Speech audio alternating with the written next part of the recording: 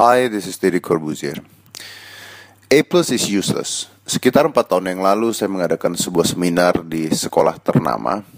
Dan hasil seminar saya sangat amat mengguncang sekolah tersebut. Karena setelah itu banyak guru-guru dan kepala sekolah yang datang ke saya mengatakan bahwa yang saya katakan tidak layak dikatakan untuk para murid yang mendengarkan pada saat itu. Karena saya lebih pro ke murid dibandingkan ke sekolah tersebut.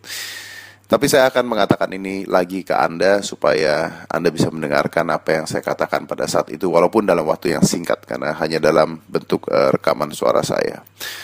Pertama, saya ingin mengatakan dulu bahwa sekolah itu penting. Oke, jadi bukan mengatakan bahwa Anda tidak harus sekolah, jangan sampai ke sana larinya. Tapi saya ingin mengatakan bahwa walaupun sekolah itu penting, banyak hal yang salah di dalam sekolah, terutama di Indonesia. Mengapa? Begini saja. Anda pasti tahu bahwa banyak sekali anak-anak yang jelek nilai sekolahnya atau tidak baik di sekolah, tapi besarnya bisa sukses. Sedangkan anak-anak yang sukses di sekolah, saya tidak mengatakan mereka tidak bisa sukses, tapi banyak sekali yang akhirnya kerja menjadi pegawai biasa.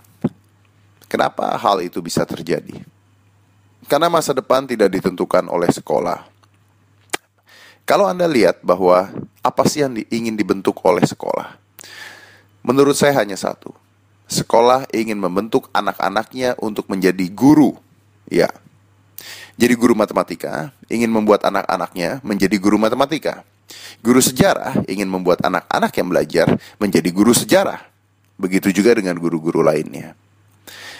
Anehnya, kalau kita ambil seorang guru, ambil saja guru matematika, lalu kita berikan dia tes tentang geografi, saya berani yakin bahwa guru matematika tersebut tidak bisa menguasai geografi.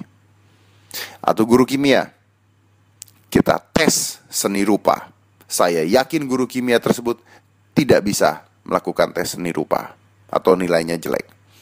Atau guru seni rupa, kita tes olahraga, pasti dia juga tidak bisa olahraga dengan nilai baik. Lalu mengapa kalau guru-guru tersebut tidak bisa melakukan hal yang lain dengan baik, tapi murid-muridnya dipaksakan untuk mendapatkan semua nilainya baik?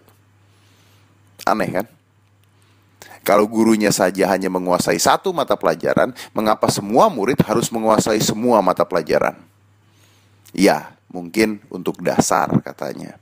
Tapi toh ternyata ketika sudah dewasa, sang guru pun sadar bahwa dia tidak menggunakan atau tidak memerlukan semua ilmu pelajaran yang diberikan pada saat dia kecil.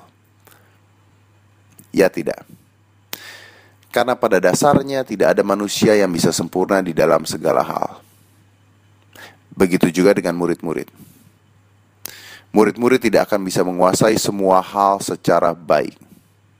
Dan banyak sekali pelajaran-pelajaran yang diberikan dan tidak akan digunakan ketika Anda dewasa. Contohnya begini saja, mempelajari peta buta.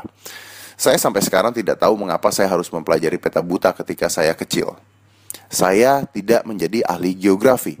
Saya tidak menjadi tour guide. Saya tidak menjadi itu. Lalu buat apa saya dulu belajar itu? Kalau saya ingin menjadi seorang tour guide atau saya ingin menjadi seorang ahli geografi, mungkin saya harus mempelajari hal tersebut. Atau menghafalkan nama-nama gubernur, menghafalkan nama-nama wali kota. Sedangkan wali kota atau gubernur berganti setiap berapa tahun sekali.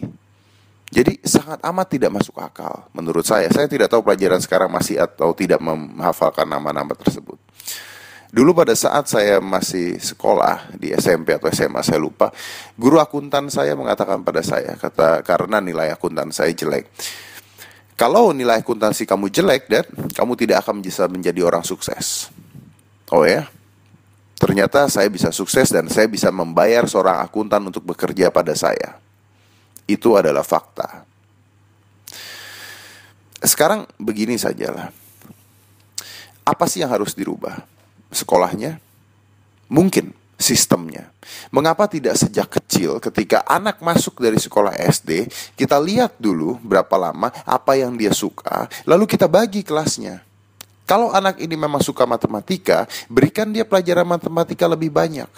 Kalau anak ini suka sejarah, berikan dia pelajaran sejarah lebih banyak. Jadi seperti orang kuliah, tapi sejak kecil. Jadi sejak kecil anak ini sudah dijuruskan ke pelajaran yang dia suka. Bukan dijejalkan dengan semua pelajaran yang dia suka atau tidak suka, harus bisa, harus hafal. Ada anak-anak dengan ranking 1 yang bisa menghafalkan semuanya. Tapi begitu dia menjadi dewasa, pikirannya telah terkotaki, kreativitasnya telah buntu, otak kanannya tidak akan jalan. Kenapa? Karena yang dipakai hanya otak kiri, menghafal.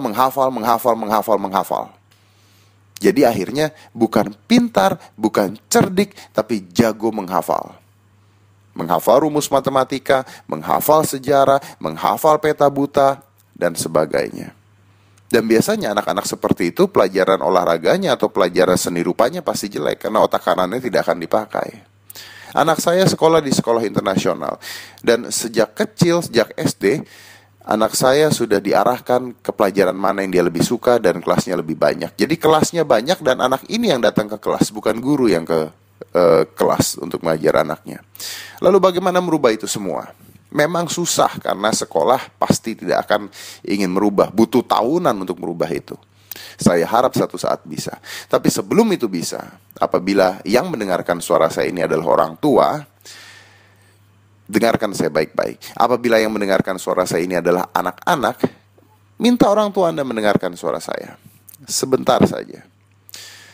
Kalau seandainya orang tua mendukung apa yang anaknya suka dalam mata pelajaran, mungkin dia akan menjadi orang yang lebih berhasil nanti ke depannya. Bagaimana caranya? Begini, pelajaran matematika merah, pelajaran seni rupa bagus. Kenapa yang harus dilesin di rumah adalah pelajaran matematika? Kenapa memanggil guru matematika untuk memberikan les tambahan matematika? Tidak perlu kan? Kenapa tidak dilesin sesuatu yang memang anak itu suka? Kalau anak saya matematikanya jelek, seni rupanya bagus, saya akan lesin dia seni rupa. Supaya bakatnya dikembangkan sejak kecil. Bukan memaksakan hal yang memang dia tidak suka. Kalau seni rupanya jelek, sejarahnya bagus, biarkan seni rupanya jelek. Pelajaran sejarahnya dibantu oleh orang tuanya di rumah, dikembangkan. Memang ada pelajaran-pelajaran yang kalau jelek atau merah Anda tidak naik kelas. Ya, kalau pelajaran seperti itu dibantu supaya dapat nilai secukupnya. Tidak perlu 9, tidak perlu 10. Ingat, nilai pelajaran Anda tidak menentukan masa depan Anda. Nilai UAS Anda tidak menentukan masa depan Anda. Anda ranking 1 di sekolah bukan berarti Anda berhasil menjadi seorang manusia kelak ketika Anda dewasa. Sama sekali tidak berhubungan. Menurut saya. Kuncinya adalah orang tua di sini. Orang tua harus mendukung apa yang anak suka. Kalau ada pelajaran yang jelek, ada pelajaran yang baik, dukung pelajaran yang baik. Jangan memaksakan anaknya untuk mempelajari pelajaran yang jelek sampai dia bagus, sampai dia nilainya 9 atau 10. Tidak penting. Tidak perlu takut untuk mendapatkan nilai jelek. Tidak perlu takut untuk tidak naik kelas. Tidak naik kelas bukan berarti masa depan Anda hancur. Ada loh anak yang sampai bunuh diri karena dia tidak naik kelas. Itu yang hancur masa depannya. Saya pernah tidak naik kelas. Masalah? Tidak sama sekali. Orang tua saya marah pada saya? Tidak sama sekali pada saat itu. Kebetulan orang tua saya mungkin berpikiran luar biasa dan moderat. Dan tidak semua orang tua bisa seperti itu. Tapi itu yang saya harapkan dari orang tua sekarang yang ada di Indonesia. Memberikan dukungan pada anak-anaknya. Tidak memarahi ketika dia pelajarannya jelek.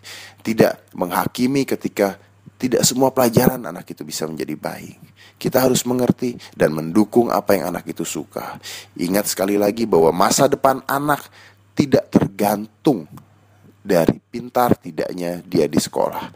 Masa depan anak tidak tergantung dari dia naik kelas atau tidak naik kelas. Masa depan Anda juga tidak tergantung dari nilai rapot Anda.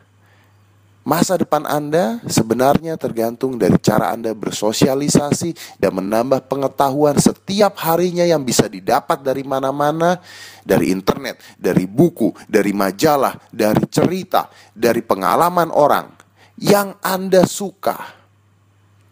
Saya punya teman yang kecilnya pelajarannya jelek karena dia suka main game, dan sekarang dia memiliki sebuah toko game terbesar di Indonesia.